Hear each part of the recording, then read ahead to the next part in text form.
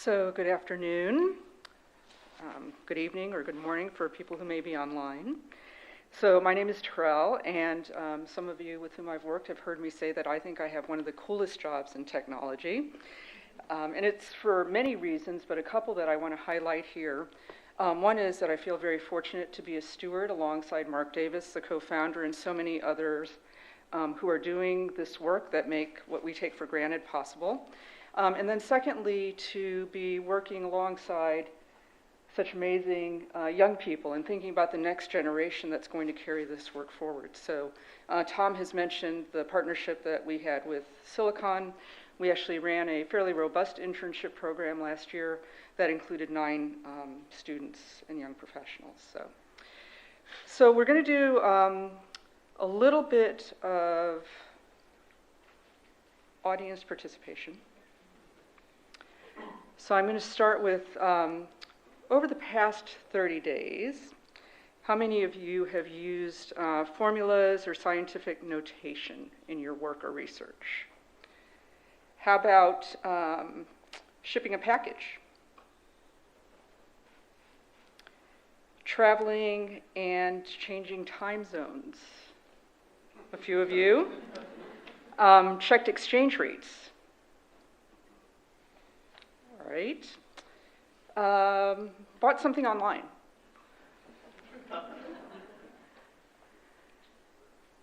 Switched between preferred languages on your device. All right. Booked travel.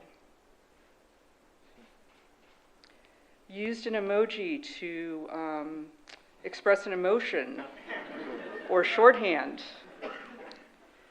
Used a group chat or messaged someone individually. Okay. Did anybody not raise their hand? So all of these things that that you do, that we all do, happen because of Unicode, and that's how we can participate fully in the digital realm. And we can't take for granted that that's true for everybody else in the world. And so I think this is why this conference is so important, and the work that Unicode continues to do is so important, because Unicode underpins everything that we're able to do. So I'm not going to spend a lot of time on this diagram, but I just want to highlight, expanding on what Mark was talking about. A lot of people, if they are familiar about Unicode, well, first of all, a lot of people are not, right? So that's the baseline. But if they are familiar, they might know about the Unicode standard. If they know about the Unicode standard, they don't necessarily know that Unicode is an organization, the Unicode Consortium. But beyond that, there's all the work around CLDR, there's all the work around libraries, and as Mark highlighted, Unicode is in all of the operating systems, it's in the apps, and then it drives how we can be productive online. So searching and sorting, playing video games, etc. Unicode is the basis for all of that. So we talked a little bit about the standards and locale data, of course, emoji.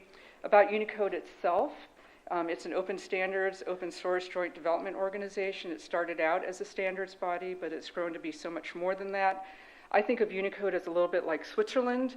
It's a neutral place where organizations, including government agencies, where academics, where academia, and where businesses can work together for mutual benefit and the greater good, so ensuring interoperability for all of us. And it's a 501c3 nonprofit. So we rely on thousands of volunteers and contributors, and membership and donations, and sometimes even grants. A little bit more audience participation. How many of you have contributed to the code, standards, libraries, locale data, if you'll show by? So if you just turn around, those of you in the front, if you'll hold your hands up for a second. It takes a village to make all of this happen, and so thank you for your work. So what is Unicode doing around digitally disadvantaged languages? I actually think it's somebody at Unicode who came up with that acronym, or with that terminology, so I loved, what's it? Greg Welch. Greg Welch, so one of our champions and a former board member, so it's great to see that this term is being picked up more broadly. Of course, the encoding has been happening for 35 years plus, but then the locale data itself has been around for about the past 20 years. On top of that, there's a decision to formalize an actual working group. So Stephen Loomis, who's back there with the cowboy hat, he's kind of hard to miss. He's the chair of that group. And in parallel and in partnership with Silicon and others, we've started an initiative, a light initiative called Unicode Begin, to co-create a toolbox to help others increase awareness and better communicate what we're doing, and then also foster deeper engagement.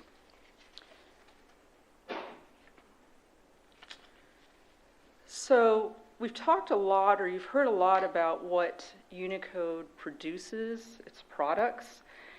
But the other product is how that work happens. And this is what I would call the DNA of Unicode, the core values that inform how we do the work: local solutions, global collaboration, respecting and empowering users, and then, of course, interoperability. I think there are probably a few of us who have been around when we used to get rectangular boxes with little question marks in them. Unicode has helped solve that problem to a certain extent. And then also recognizing that open source is a critical mechanism for the reliability, security, and stability that we can all take for granted. And now, I don't think any of the things that we're going to talk about will be a surprise to any of you, because I think it's been reinforced in all of the talks, wonderful discussions and talks that we've heard so far, but I'm going to turn it over to Maroua. Thank you. So, like Toral mentioned, collaboration across stakeholders is a very important factor in ensuring that success happens in all the beautiful work that Unicode does. So what are these stakeholders, you may ask? So they can range from academia to tech companies to government agencies, to digitally disadvantaged language communities themselves that obviously play a very crucial role in providing that language data in the CLDR, or also in initiating the encoding process themselves. Tech companies, for example, recently Apple announced that they're providing open source for their code to support the inflection of many parts of speech. Government agencies can be very helpful in not only building institutions, but also enforcing regulations that encourage and prompt the use of languages that might not be a majority used language. And then NGOs, Dr. Jalasi already mentioned that UNESCO also declared this decade as the International Decade for Indigenous Languages, and that he already talked a lot about how helpful that is, but it raises a lot of awareness on the importance of preserving these languages. In the work that we did during our internship with Unicode this past summer, we got to talk with a lot of people who do amazing work digitizing languages and also digitally disadvantaged language communities.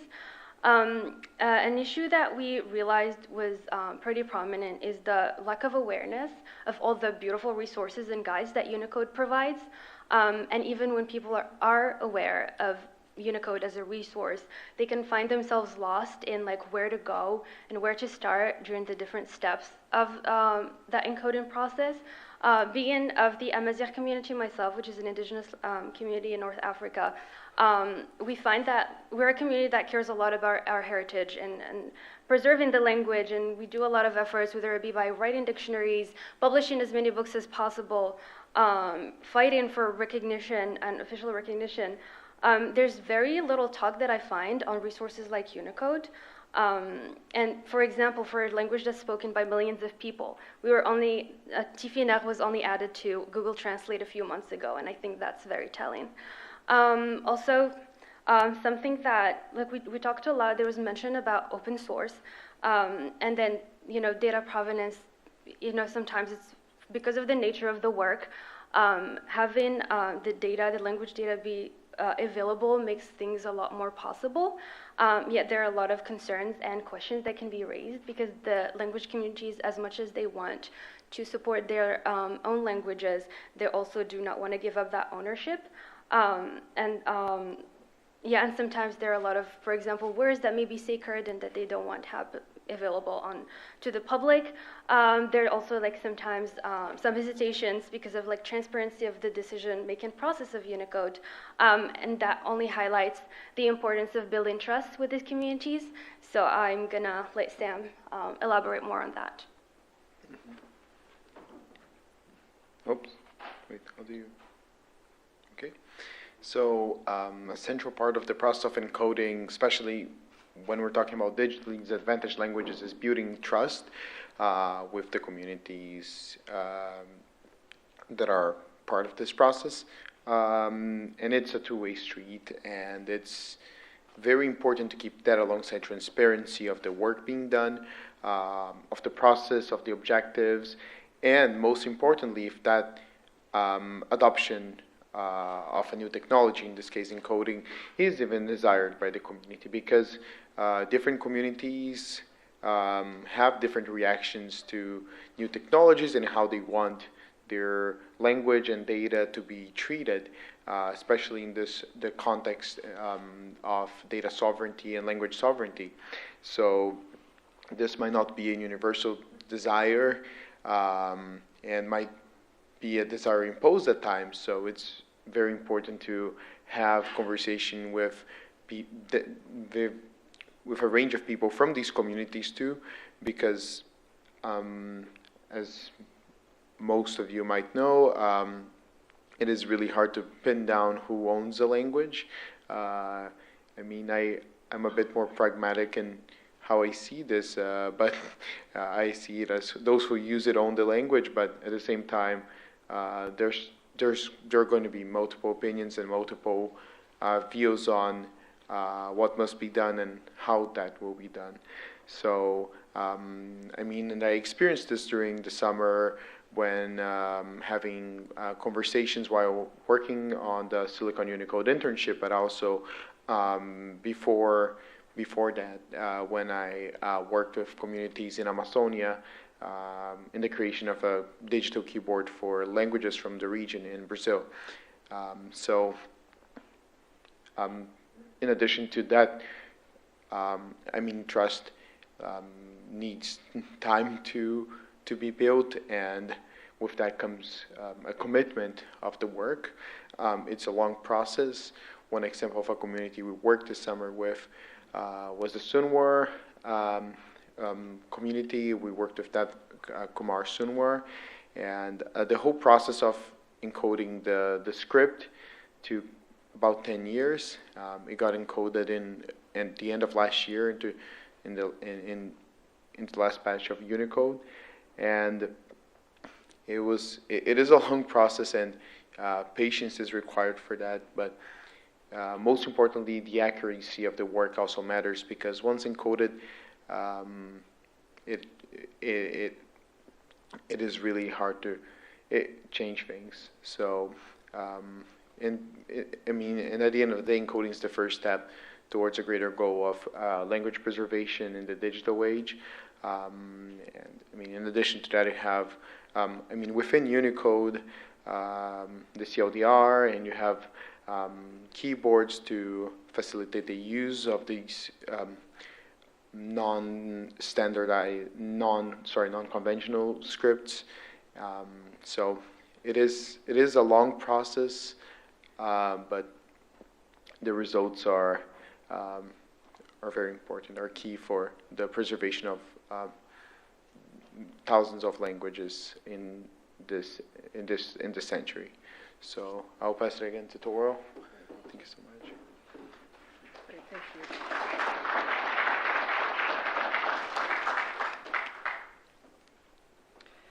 So there have been a number of success stories over the years. I just wanted to highlight a couple. The first 4 that you see are around encoding, and the ones that are below are around moving from the basic to the moderate to the modern level that Mark covered earlier.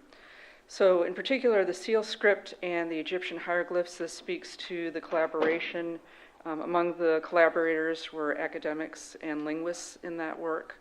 And so, of course, we're grateful to all of our contributors. Oops, thank you. And here's just a testimonial from one of the communities with which we work, so I'm just going to pause here before going to the next slide. I recognize, I think we're the last panel before Q&A and coffee.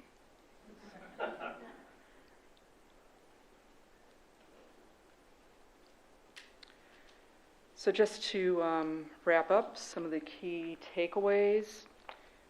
You've heard it a couple of times from us, but I think from some of the earlier speakers, it starts with Unicode. Stakeholders, many of them have a role in working together. And the values coupled with what's in what I call the Unicode DNA, along with the lessons learned, continue to help us ensure success. We can't take it for granted, right? We've sometimes heard that, isn't Unicode's work done? And I think it's mostly from people who don't recognize all the things that Unicode is still doing. There's lots still to do, right? So recognizing that access is not equal to everyone. And then there are a number of new projects as well. These are some of our organizational members and industry and media partners. There might be some familiar names here. So thank you to them, and of course to all of our individual contributors and volunteers. And you too can be a part of the story of Unicode in a number of different ways. Support is appreciated from funding, technical contributions, program management, linguistic, community building. One of our areas of focus this year is starting to build out a training curriculum. So we have a couple of people who have started working on that. So that's another area, and it's something that we heard is a gap. And then please reach out and talk to me or to any of our volunteers or contributors. And thank you. And thank you to Tom.